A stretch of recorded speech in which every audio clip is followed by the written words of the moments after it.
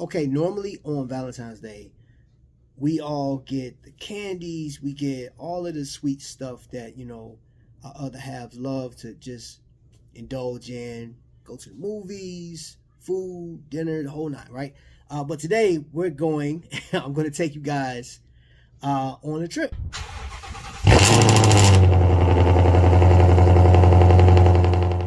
But today we're going to be talking watches. Visitor, you ever heard of them? It is a microbrand, right? Amazing. But, well, I'll tell you what. I think it's amazing. I'll let you be the judge of it. So, why don't you do me a favor? Why don't you come follow me? We're about to go here. We're here in Greenwood. Like, we're right here in Greenwood. So, if you're in the area, schedule a time to come in. It is real simple. If not, I would say come visit Indiana, go look at some other stuff, and then schedule you a time to come in here. So, we're about to go meet Phil. We're going to walk around, and we're going to start you off real simple. We're going to start you off in the drip section, man. So, come on, man. Let's go.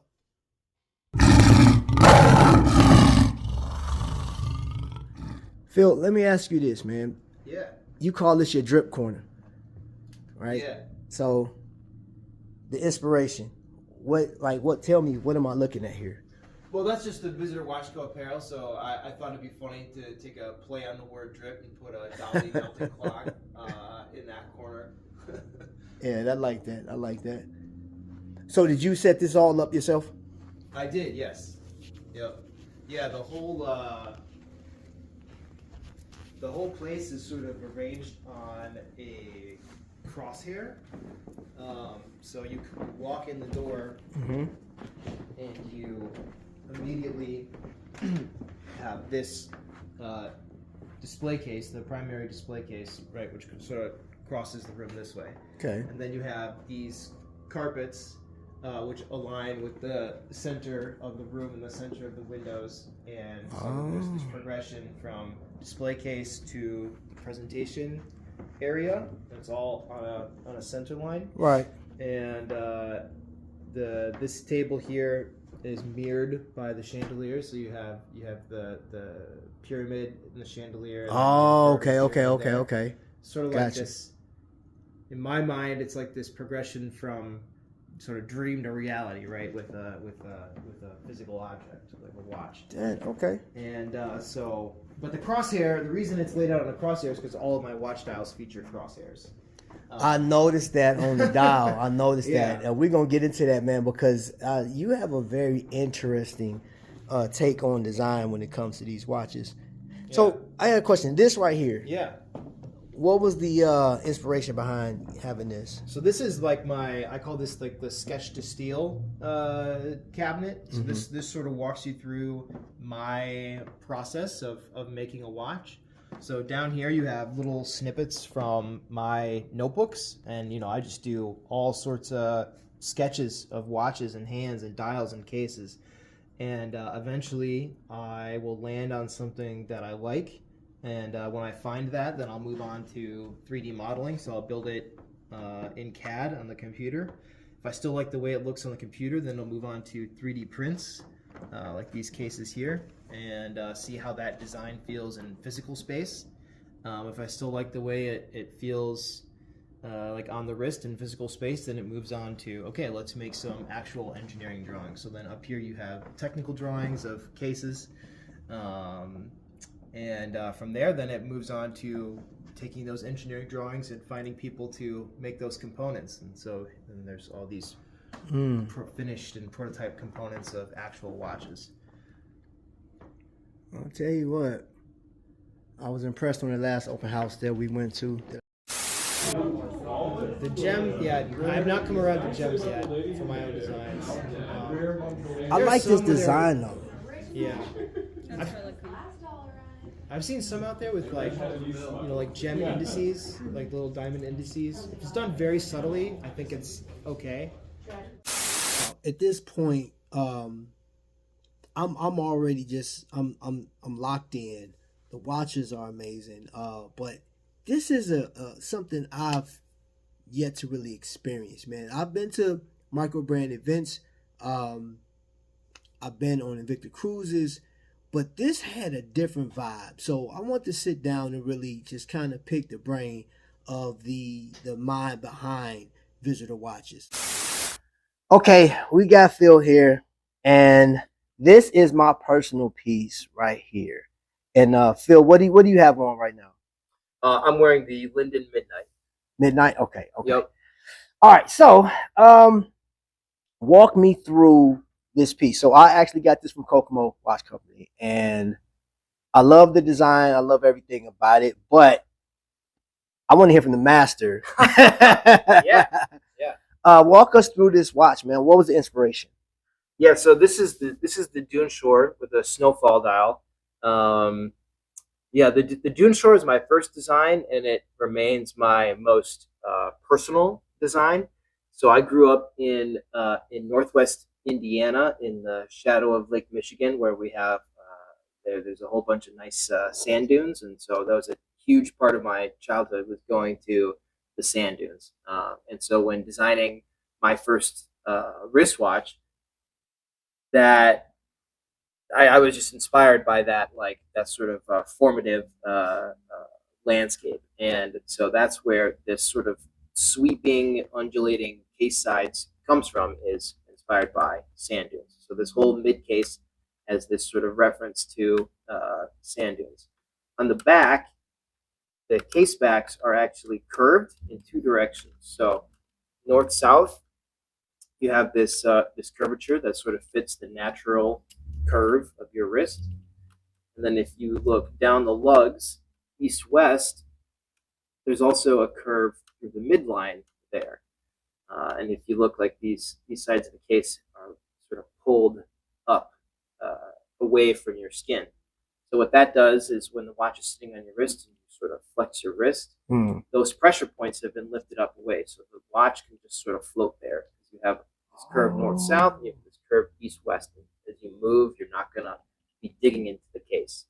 So it is a 44 millimeter watch, but it isn't going to wear, you know, like some people associate a 44 millimeter with being like kind of just like a block, and it's right, and that it's going to be uncomfortable. And this is definitely the opposite of that. I know you're from. I know you're connected to Chicago. So the other thing, when I looked at designing this case back, was the bean cloud gate. Get out. And if you look at this curvature here, if you look at the way that this case back comes off, yeah, you can see kind of like the bean shape there, especially on this polished. Wow. Here. Because yeah, growing up in Indiana, when I'm a teenager, you want to go to a concert, you want to do anything fun or cultural, we go to Chicago. Oh yeah. Get off at Millennium Park. Yep. The bean. Yep. Right? Yep. So like it became, again, kind of this personal symbol for me of someplace special. That is, man, bro.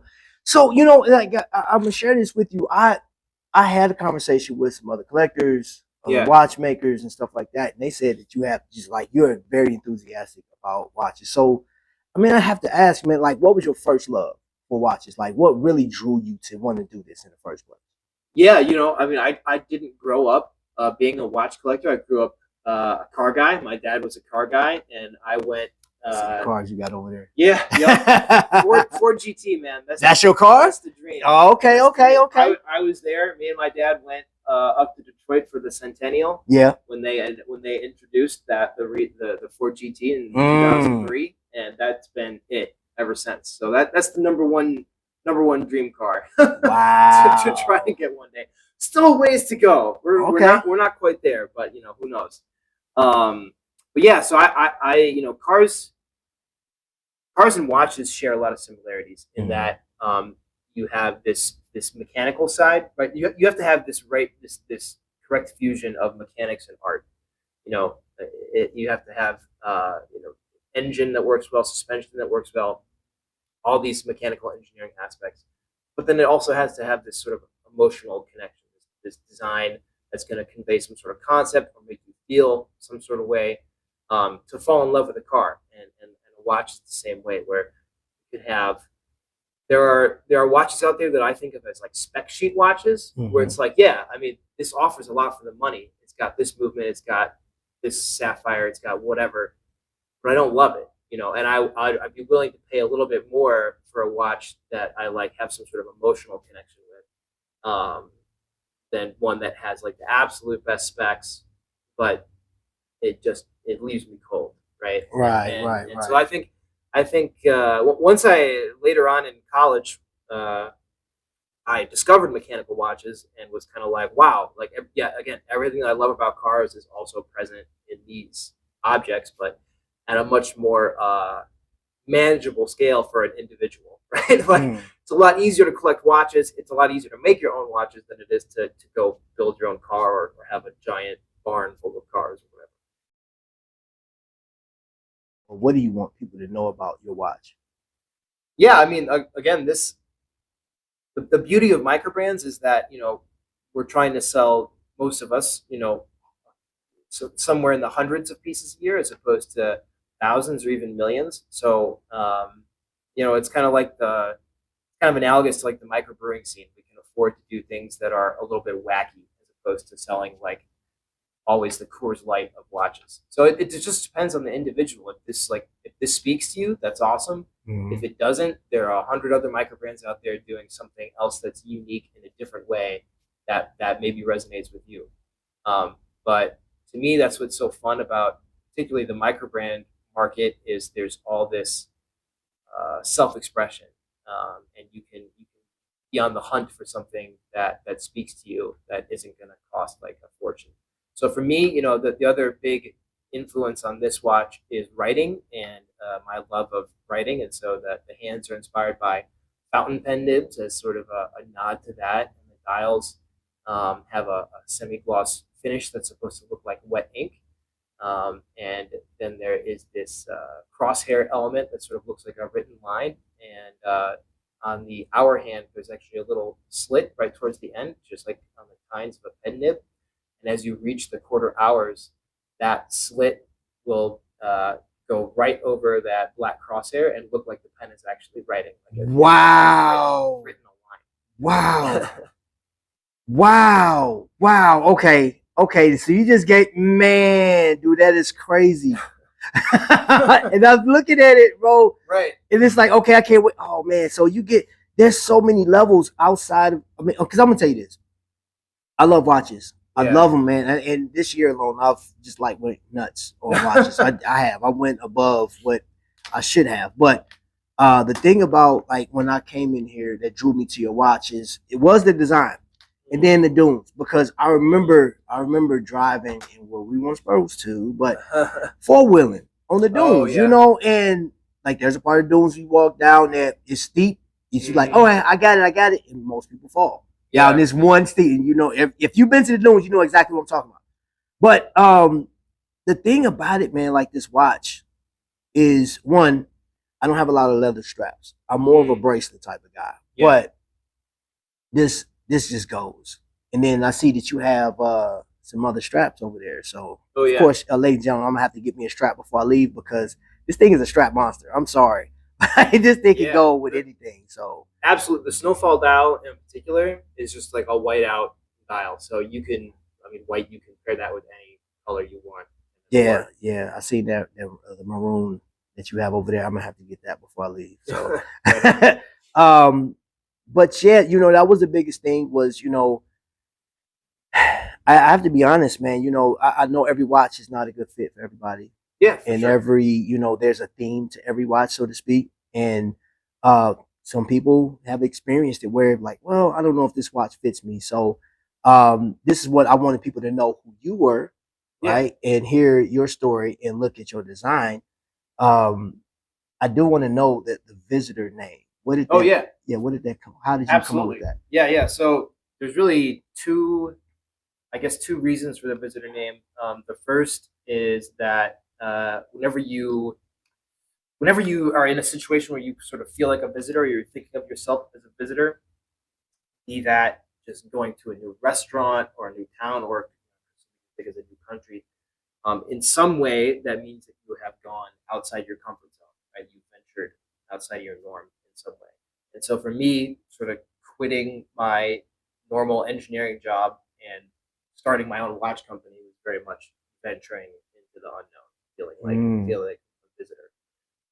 And in a way, I think that anytime you do something that's outside of routine, that's usually also a moment when you're creating memories, like those somehow become like the some of the most important moments of your life. You know, like your sort of day-to-day routine stuff.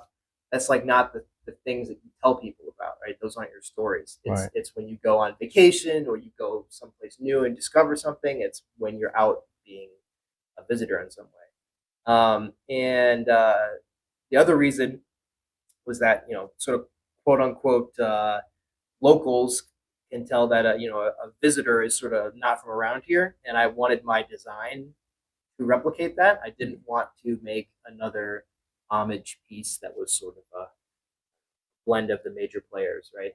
I wanted my own design language that looked like it was not from around here, that was its own thing. Well, I will say you accomplished that, my friend. Thanks. I'm glad. In closing, what's the future of Visitor? Are we looking to some more designs coming out? Anything that you can know? No, the future of Visitor is really, it's in a transition phase right now.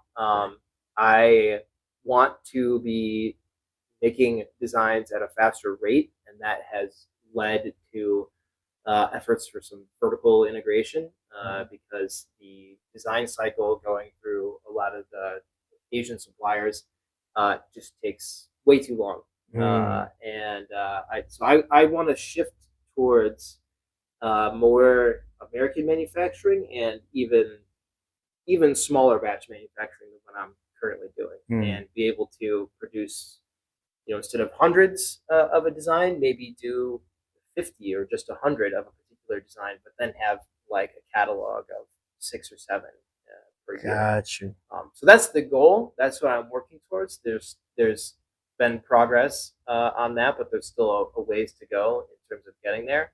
But that's sort of my pivot right now. Because for me, the fun part is designing the watches and taking them from a blank sheet of paper to something in the metal. And yeah, I want to do more of that. I feel like I haven't been doing it enough. So I want to switch the business up so I can do more of that, hopefully. Okay. All right. Well, we took up enough of your time. Ladies and gentlemen, please go down in the description and check it out. If it's for you, go ahead and buy it. If you are local, you can find your brand in Kokomo, correct? Yeah, Kokomo carries us. There's a Franklin Jewelers down in Franklin, Indiana carries us now. And then if you're in Greenwood, Indiana, right here. I'll also be, I'm not sure when this video is going up, but I'll be at the DC watch show. Oh, DC. Yeah. Hey, Dave D, you hear that? He's going to DC. So, you know, get yourself a visitor. Yeah. Okay, cool. That is great. I love what you got going on here. Thanks. Amazing. Now, people can just book a tour, right? Yeah. If you go to visitorwatchco.com and you go to the showroom section, there's a calendar right there. Book an appointment. Come on in. Talk watches. You know, I just like, you know, most of the history of the business has been from home kind of thing. But having this space now, like, allows me to just connect with other watch enthusiasts, whether they want to buy something or not, doesn't really matter. It's an opportunity to talk with watch geeks. Okay. Which is fun. All right. So I appreciate you, Phil. Yeah. You've been awesome, man. So, ladies and gentlemen, go ahead and hit that up, man. I know you guys got a lot of these watches in your carts, man. Just go ahead, hit the buy, and let me know what you get. All right. So until the next lightning strike, ladies and gentlemen, you guys be blessed.